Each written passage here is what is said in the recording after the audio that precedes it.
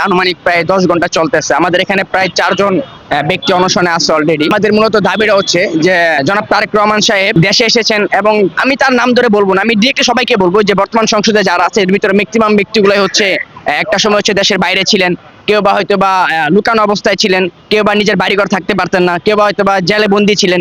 কিন্তু আজকে সবাই সংসদে সংসদে কাদের মাধ্যমে যেতে পেরেছে? এদেশের জনগণের মাধ্যমে। এদেশের জনগণের মাধ্যমে হয়তোবা জনগণকে সহযোগিতা করেছি আমরা রাজপথে থেকে সামনে গুলি খেয়ে, তারাও আমাদের সাথে ছিলেন। হয়তোবা আমরা সামনে ছিলাম, তারা পিছনে ছিল, কিন্তু আমরা সবাই ঐক্যবদ্ধ হয়েছিলাম বলে ফ্যাসিস্ট হাসিনাকে তাড়াতে পেরেছি। বর্তমান সরকার হচ্ছে সরকারে আসতে পেরেছে। এই কার্যক্রমগুলো করতে চাচ্ছে, আমাদের মনে হচ্ছে যে জনগণকে ধোঁকা দিতে চাচ্ছে বা জনগণের সাথে হচ্ছে জনগণকে মিথ্যা মিথ্যা আশ্বাস দিয়ে আসছে এবং কি বর্তমান সময়েও জনগণের সাথে হচ্ছে 2 নাম্বারি করার চেষ্টা করতেছে। দেখেন, আপনি যদি দেখেন তাহলে জনাব তারেক রহমান সাহেব চট্টগ্রাম গিয়েছিলেন, গিয়ে হচ্ছে গণভোটের ইস্যুতে তিনি সকলকে বলেছিলেন যে গণভোটে হ্যাঁ ভোট দেওয়ার জন্য। কিন্তু আপনি পার্লামেন্ট গঠন করার পর যদি দেখেন তাহলে তারা পার্লামেন্টে হচ্ছে গণভোটের ইস্যুগুলো বাস্তবায়ন করতে চাচ্ছে না।